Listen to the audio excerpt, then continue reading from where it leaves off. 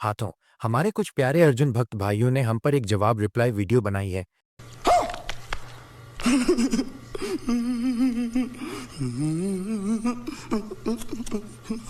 जिसे देखने के बाद मेरी किडनी में हार्ट अटैक हो गया है।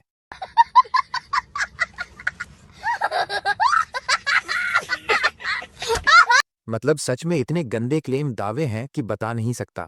तो सबसे पहले ये हमारे सोबीट वाली बात पे बोलते हैं, ये वाला स्टेटमेंट कथन दिखाते हैं। तो दिल थाम कर बैठिए क्योंकि बवाल मचने वाला है। अभी मजा आएगा ना भिड़ो।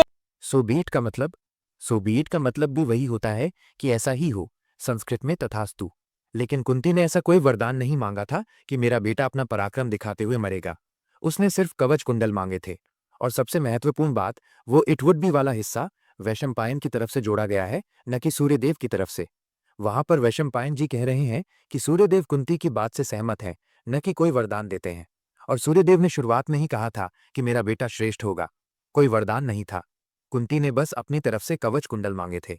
बाकी पराक्रम वैलर वाली पुष्टि थी कि जैसा सूर्यदेव ने कहा वैसा ही होना चाहिए, न कि वो जो ये एकदम से समझ लेते हैं। और ये सूर्यदेव ने नहीं बल्कि वैशंपायन ने कहा है।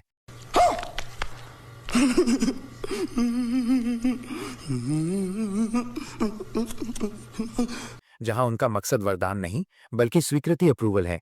संस्कृत संस्करण में भी वैशंपायन ने अपनी तरफ से जोड़ा है, न कि सूर्यदेव ने कहा है। और अगर मिलान मैच करवाने का इतना ही शौक है तो पूरा मिलान क्यों नहीं करवाते हो? पूरा करवाओ ना। चलो मैं करवाता हूं। तो क्या यहाँ पर सूर्यदेव ने ये कहा है कि कर्ण 107 की उम्र में अजय हो जाएगा, या फिर ये कहा है कि वो भीम, युधिष्ठिर और अर्जुन तीनों को एक साथ हरा देगा?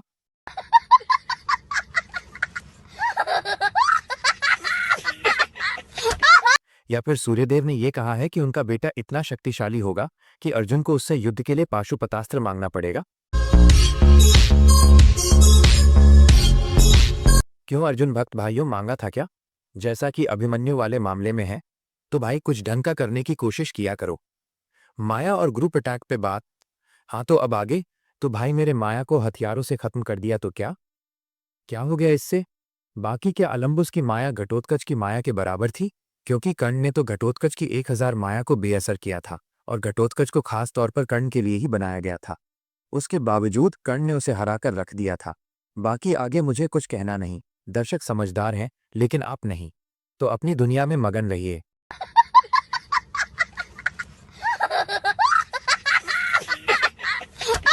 वैसे चकित कर देने से वो महान हो गया क्या? कुछ भी। अरे ढंग का करने की कोशिश कर लो भाई। और भीष्म के ग्रुप अटैक का क्या हिसाब दे रहे हो भाई? भीष्म ने ग्रुप अटैक किया? हाँ किया, लेकिन क्या अभिमन्यु बच पाया जैसे कि भीष्म करके गए थे?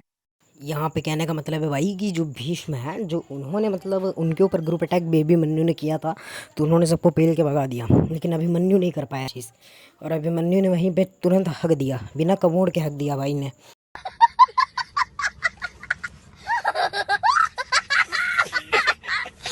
ऊपर से इन्हीं के दिए गए संदर्भ रेफरेंस में खुद नीचे लिखा है कि उसे बचाने के लिए अर्जुन को आना पड़ा। यानी खुद का ही संदर्भ नहीं देखते हैं ये लोग। वैसे ये भीष्म कितने बड़े योद्धा लेके आए होंगे जिनका नाम तक नहीं बताया गया है।